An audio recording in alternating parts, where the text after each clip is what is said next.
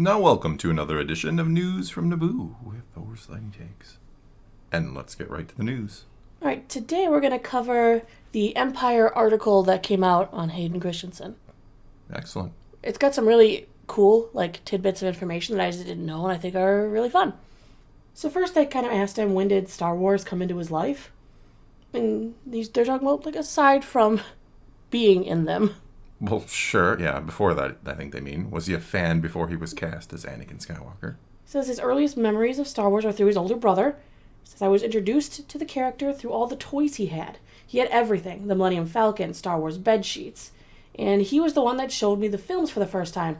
I was 11 or 12 and instantly became a fan as well. But it was really the merchandising that captivated my imagination. The characters meant something to me even before I had seen the films. Interesting, isn't that toys kind of introduced him to Star Wars? When I don't Toys and an older brother. Well, yeah, but I mean, I kind of had a similar thing. My brother's 5 years older than me, and he had a lot of toys. And I mean, I remember seeing Return of the Jedi before playing with the toys or anything like that. But it's interesting that a huge aspect of Star Wars, that playing with toys, really isn't a thing anymore, is it?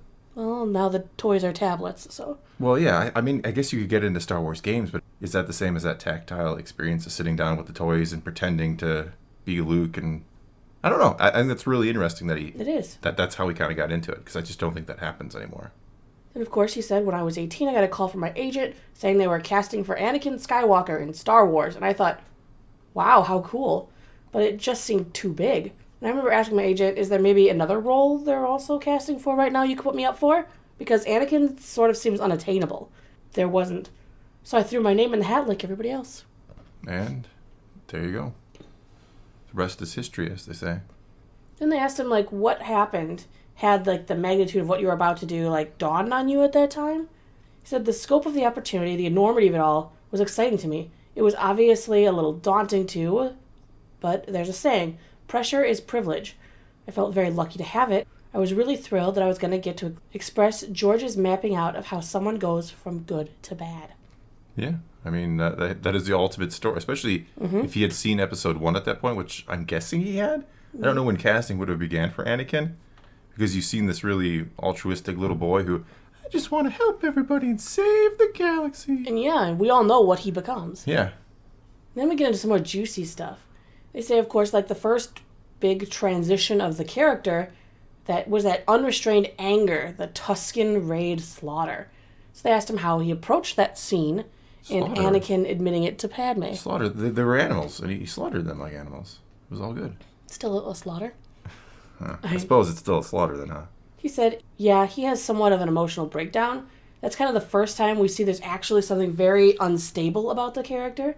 That was a big scene. I remember filming it and trying to find the right moment for these sorts of emotional outbursts to come. And I remember at one point feeling like I was not finding it. So we took a little reprieve from the set and I walked away and I went back to my dressing room to try and collect myself and think about what I was doing. And George, of his own volition, came over. He knew I was having a tough time with the scene, and I just remember how gracious he was with me, talking me through where we were at, small adjustments that he was looking for. We were very close, and he just did it in a very sincere, heartfelt way. It was a moment where we really connected, and it was a bonding moment for us. I felt like I had the insight that I needed, and then we both walked back to the set together where we did that scene you've got in the film. One of his best scenes, I think. Mm-hmm. It definitely is. I mean, he conveys it all in the face. All of it, yeah. Yeah, beautifully. Mm-hmm.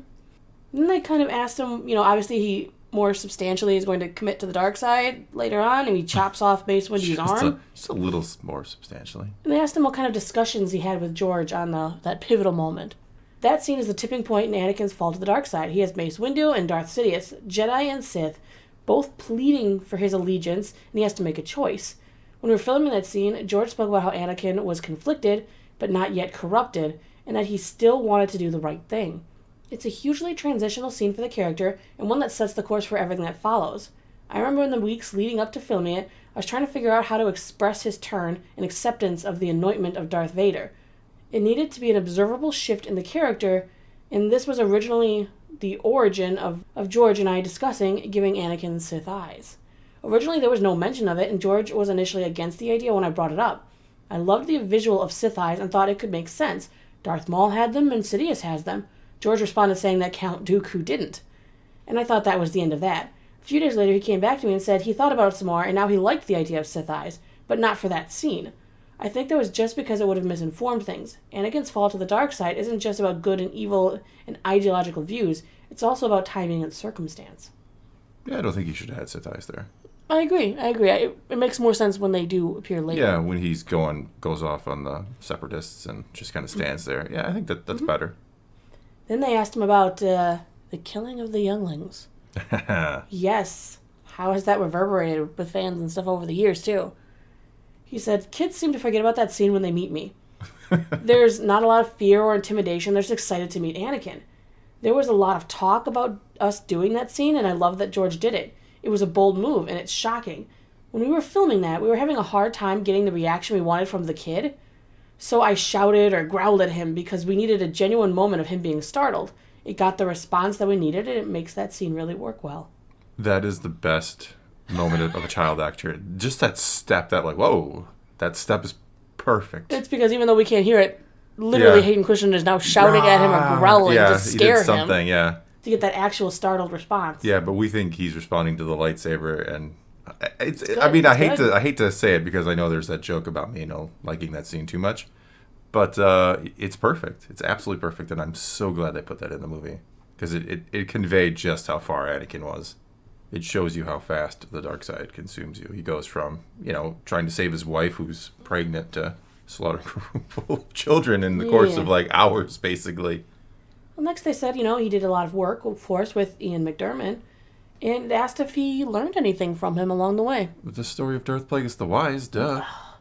He said, I just thought it was so interesting that George would cast such a nice person to play the most evil person in the universe. I really admired his ability to shift in and out of character. He would do a scene as Darth Sidious, and it was so rich and scary. Then as soon as George would say, cut, he was just back to being his sweet, polite self.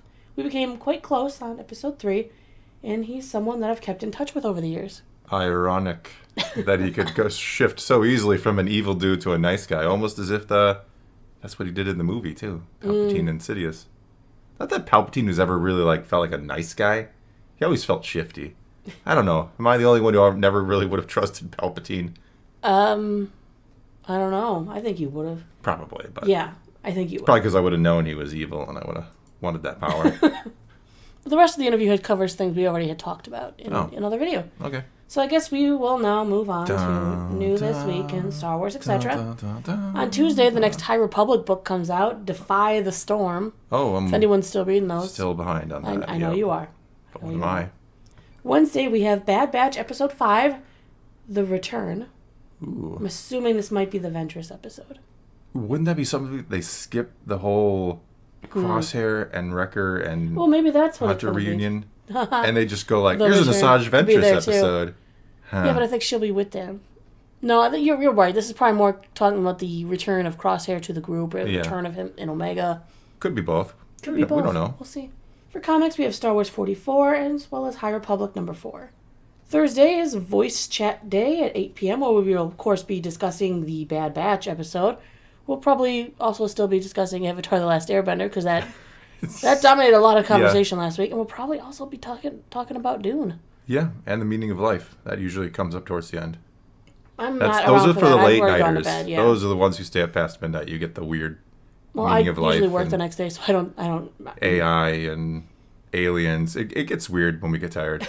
After hours. The after hours with Thor is interesting. And there's also Halo Season 2, Episode 6. Friday, we have the release of the Star Wars Unlimited trading card game. That should be interesting. We might do a full video on that, since I will be purchasing a box and we'll be playing some games and seeing how that goes. Will we? Well, we won't, but I will. Mm-hmm. No, you'll be playing with me. You'll be opening the packs with me, and we'll do a video on that. We'll see. I don't know how many people are even interested or know about that, so it'll be curious if you are in the comments. It's like at this point in life, if you're a trading card game player, you probably already have that game, and anyone who plays a trading card game knows you can't really play multiple games. You can, but not if you want to do it at all. If you want to do it at all effectively or competitively, you really should probably choose one. But if you're just somebody who likes to play a lot of different games, you still need a lot of money to do it. I don't know. We'll see. All right, well, I guess that's going to be all we got for you this time. Now it is your turn to take to the comments below and tell us what you think of any and all of today's news and let's talk some Star Wars. And so until next time, thanks for watching.